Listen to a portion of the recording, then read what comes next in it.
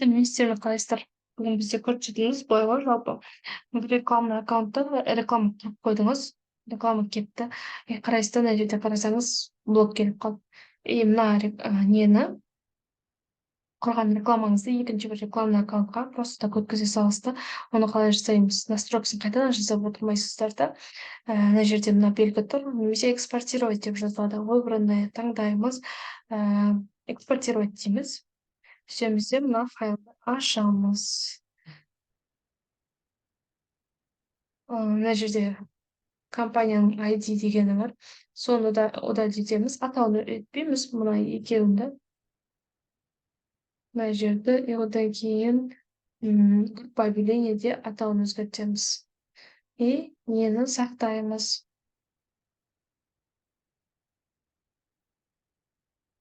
Мына файлды сақтаймыз да бұны.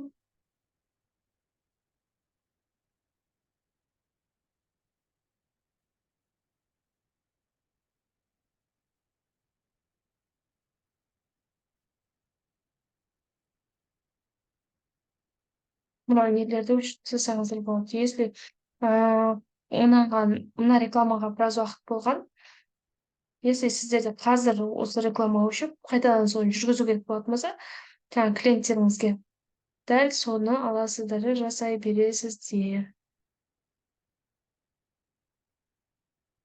Так, все, сохранить етеміз. Да, темізде шабамыз. Сохранить.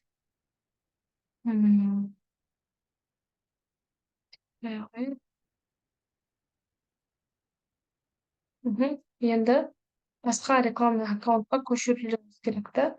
Басқа рекламный аккаунтқа барасыздар да, бұл жерде блок болса, қазір ренжімеңіздер. Так, менде мына Facebook аккаунтта солай болып тұр екен. Так. Мен негізі басқа Facebook аккаунтпен жұмыс жасаймын, бірақ ол жерде доступқа не болып тұр, что-то доступпен проблема болып тұр.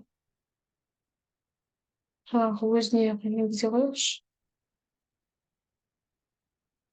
Сөйтсе. Менде қазір барлығында блок бар, бұл жерде жұмыс жасай алмаймыз, иә? Так, былай жасайық.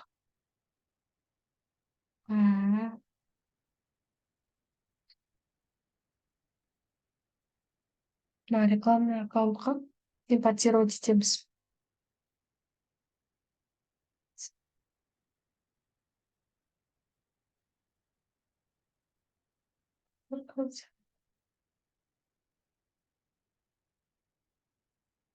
Создать. Создать етіп баспаймыз. Создать етіп баспаймыз. Мына жерде қарайсыздар. Мына белгі тұр ғой. Осыған енді импортировать етеміз. Скачать шаблон в формате Excel дегенді. Объявление деген таңдаймыз. Выбрать файл. Мына файл еді бізде. Импортировать етеміз. TXT форматта болды. CSV TXT форматта қабылдайды Facebook.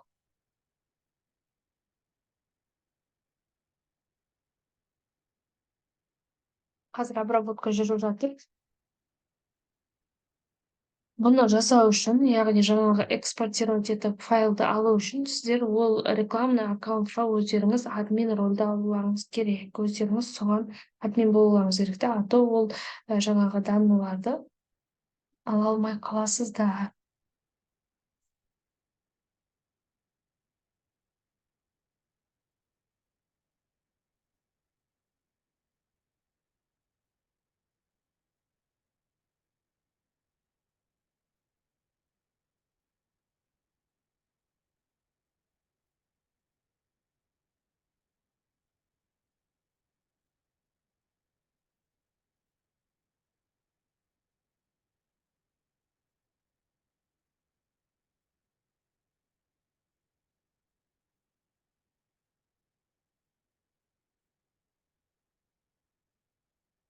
Міне гайд деген келіп түсті. Бұл жерде ошибка бар екен. Соны редактировать етеміз де жібере саламыз, болды. Мына жерде группа объявление. Объявление деңгейі дублировать етілмей қалыпты. Соны реттеп жібереміз. Сонымен жасаймыз. Бюджет сізде төмен дейді. Так. Мынаны бізде мысалы таңдалған еді. Так, бүйтеміз бұны.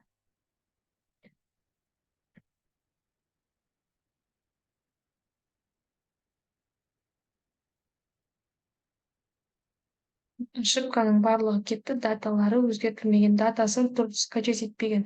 Жаңа экспортировать етіп жатқан кезде ше, негізі датаны өздеріңіз ауыстыра бересіздер ғой, бүгін 5 деген сияқты.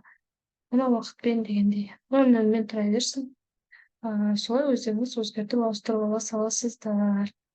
Мына өзгертілмей жатса, мынау әрине болмайды. Неге? Себебі мен бір Фейсбуктан екінші бір Фейсбук аккаунтқа жасадым да, если бір Фейсбуктың ішінде екі рекламный аккаунт бір-бірінен жасайтын болса, бұлардың бәрі сақталады.